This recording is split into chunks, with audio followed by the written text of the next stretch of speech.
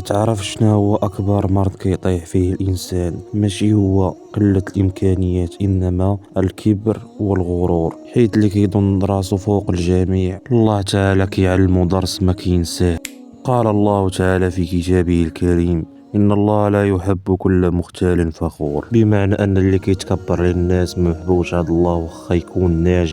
البارح شفنا المنتخب المغربي اللي كيتصنف في الرتب العالمية تعادل مع منتخب أقل منه. الناس كلها سولات واحد السؤال: واش المشكل في الإمكانيات ولا في العقليات؟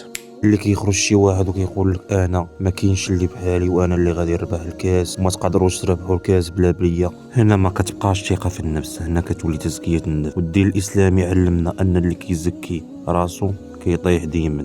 شحال من واحد جا وقال لك انا اللي واعر، ومن بعد جا واحد خدام لراسو وربح بلا صداع. حتى في الرياضه النصر من عند الله ماشي باللسان.